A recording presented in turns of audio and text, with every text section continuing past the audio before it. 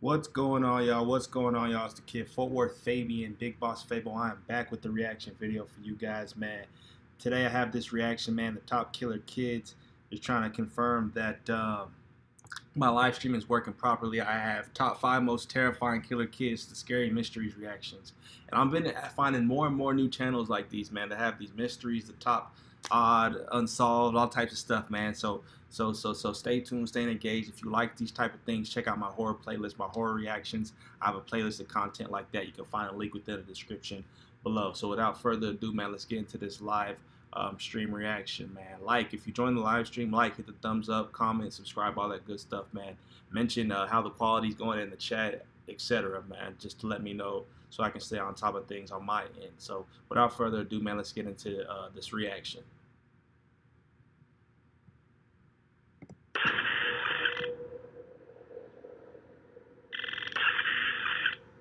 Top 5 most horrifying killer kids.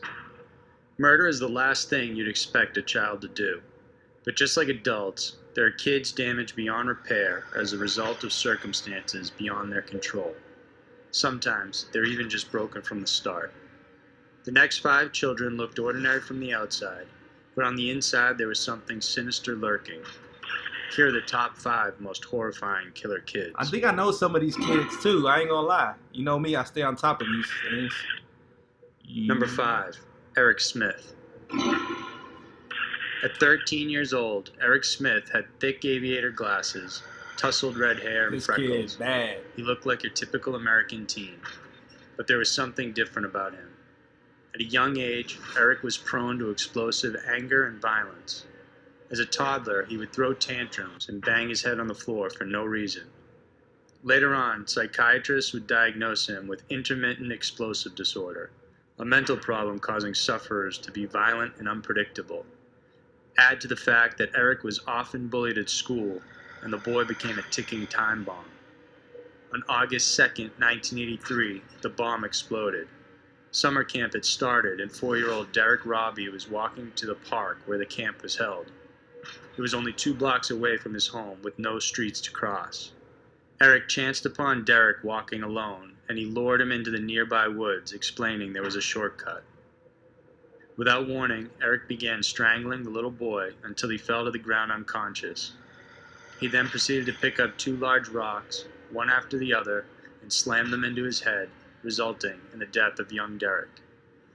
Eric proceeded to undress the boy and sodomize him with a tree branch. He rifled through his lunch bag, smashed a banana, and dumped red Kool-Aid over his mutilated face.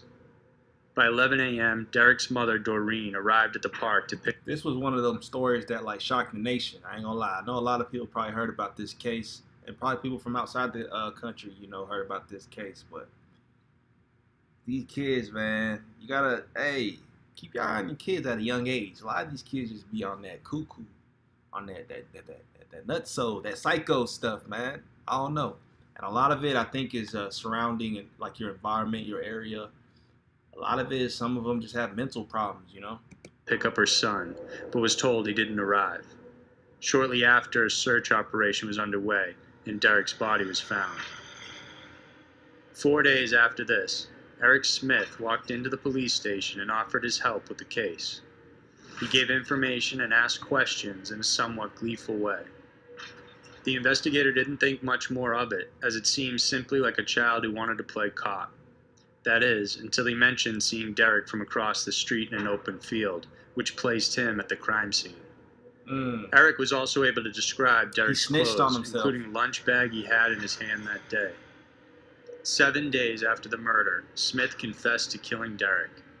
He received the maximum jail sentence of 9 years to life, with parole eligibility every 2 years after the first 9 years. He's been denied every parole hearing and remains incarcerated to this day. Yeah, I wonder what this kid look like now. Number 4, Christopher Pittman.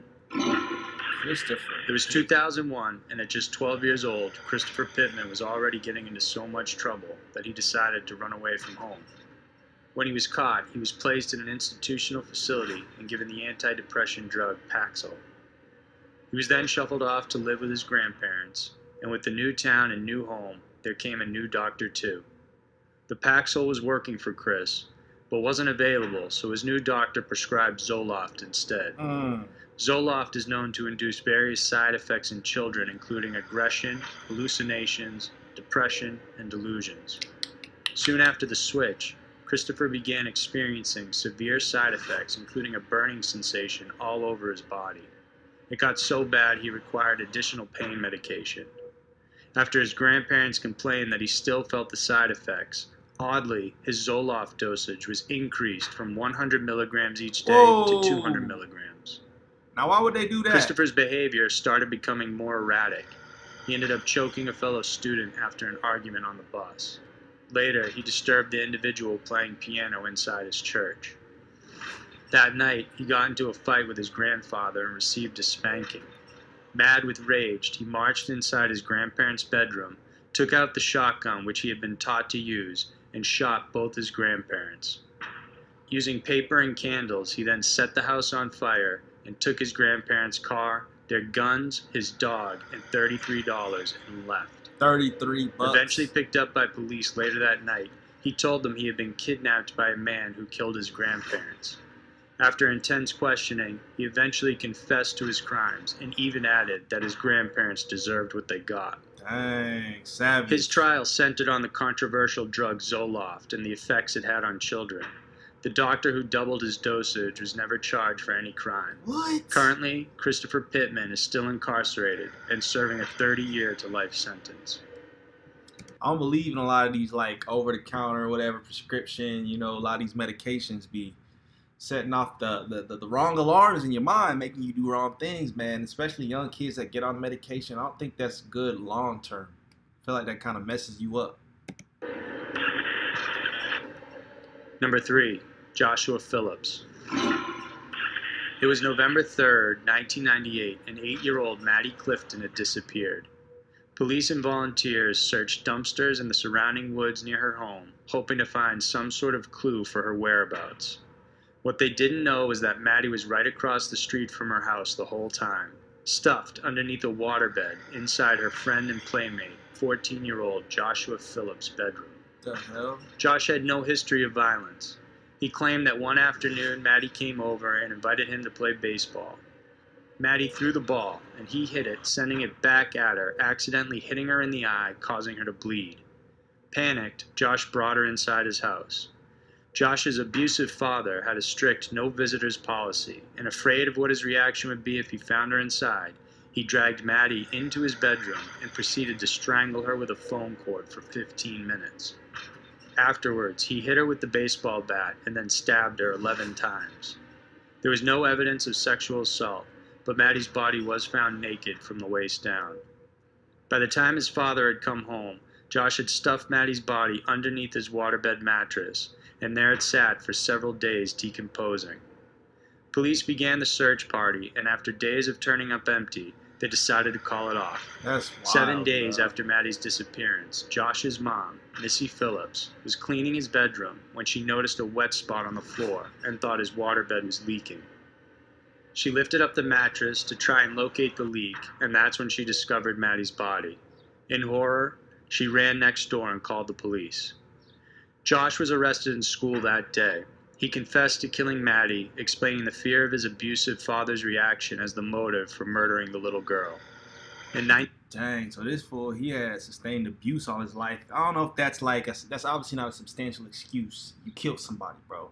At the end of the day, if that's how your mind works and you think that's the right thing to do in that moment, that's crazy, man. It's all because you've been abused by your stepfather.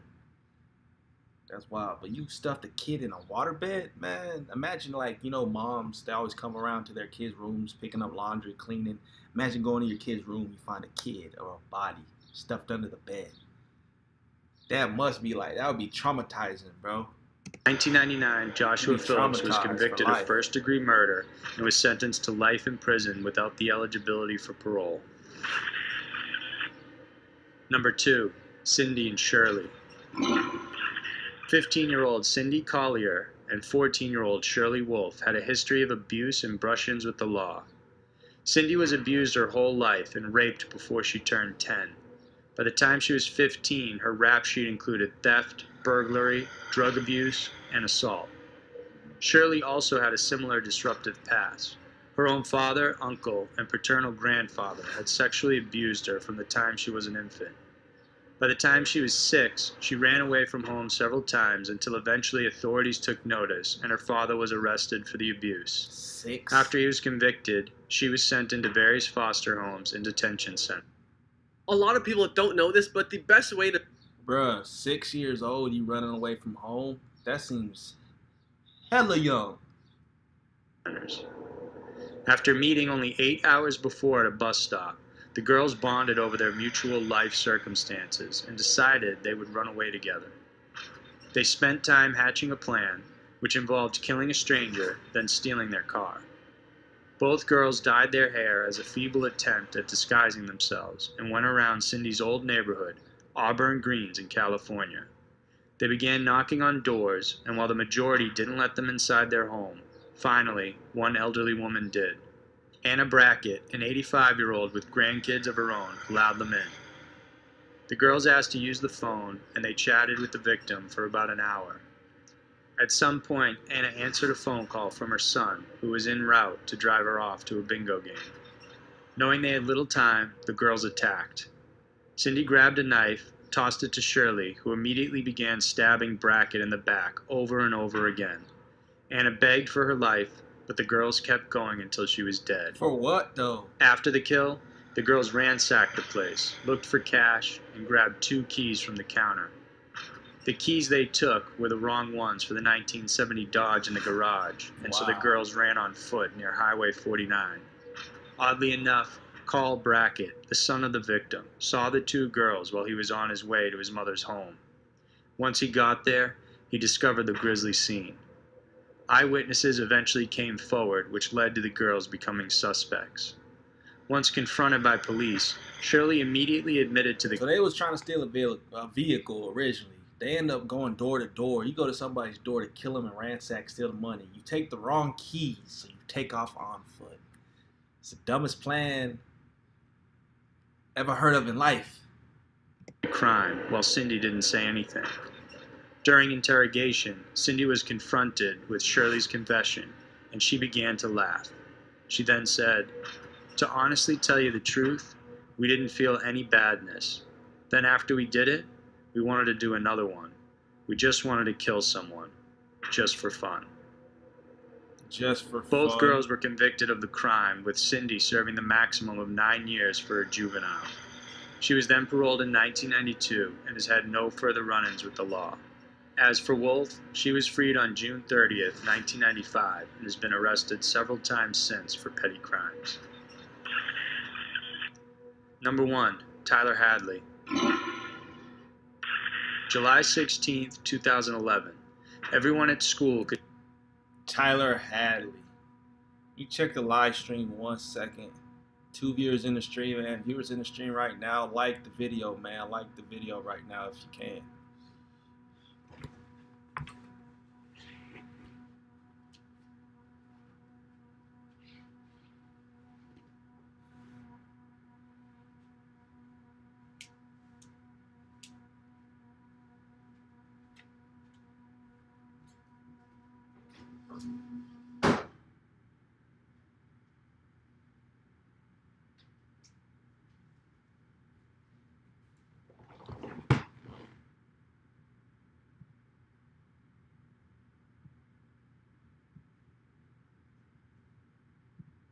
could tell it was going to be a big party. 17-year-old Tyler Hadley I know this story. Port St. Lucie, Florida, kept telling his friends he'd be throwing a rager, but no one thought it would happen. He'd been getting in trouble lately, and as a result, his parents were being extra strict with him. But Tyler had no intentions of letting his parents get in the way of his fun.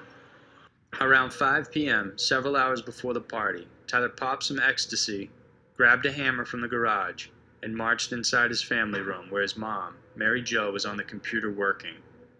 Tyler stood behind her, and as she turned to face him, he struck her on top of the head. Hearing her screams, Tyler's dad, Blake, came rushing into the room. When Blake asked why he was doing this, Tyler's only reply was, "Why the hell not?" He then bludgeoned his father to death, finished off his mother, and dragged their bodies to their bedroom, where he began piling clothes and furniture on top of them. He locked the bedroom door and cleaned for about 3 hours, just in time for his guests to arrive. By 11 p.m., the party was in full swing. Close to 60 kids were inside the house that night. They were playing beer pong, stubbing cigarettes everywhere, smashing bottles, and trashing the house. A few of them later recalled sitting down at the computer, taking turns playing songs on YouTube, and noticing a brown, sticky substance, which they assumed to be Coke or beer. Later on, it was found to be Mary Jo's blood, which Tyler had tried to get rid of using coffee granules. The party kept going while Tyler's behavior bobbed from panicky to gleeful. At some point, he told his best friend what happened, detailing how he killed his parents, even showing him a bloody footprint in the garage before ultimately revealing their body. What an idiot. Enlisted is the free brand new online. So this genius got cocky and he's over here just trying to tell all his friends that what had happened. Bodies in the bedroom. By 4:40 a.m., the police arrived.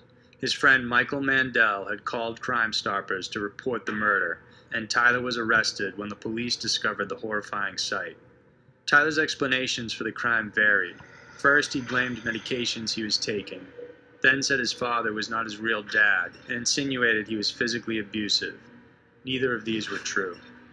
Finally, he admitted that it was because he wanted to throw a party, but knew his parents would object to it. Tyler Hadley was originally charged with first-degree murder and sentenced to life with no chance of parole. But as of 2016, his case will be open for resentencing due to the Supreme Court 2012 ruling that barred minors from receiving life imprisonment without parole. So those were the top 5 most horrifying killer kids. Whether these children were a product of their environment, simply born evil, or perhaps a mix of both, the thought that a young person can commit such a terrible act like murdering is truly disturbing. Facts. That's crazy though, man. That's like the top, who many kids? The top 5 most terrifying killer kids. Scary mysteries reaction, man. I don't know about that one. That one's kind of wild to say the least, man. The last kid was it's just dumb. He killed his parents because he wanted to have a party. He knew that if he asked his parents, they'd probably say no. Is that what I'm getting, man? I don't know. 3 people in the live stream. I appreciate everybody watching this live stream reaction, man. Hit the thumbs up, hit the like button if you're in the live stream. I'm about to end it. Check out my horror playlist, my horror reaction playlist. Just appreciate everybody.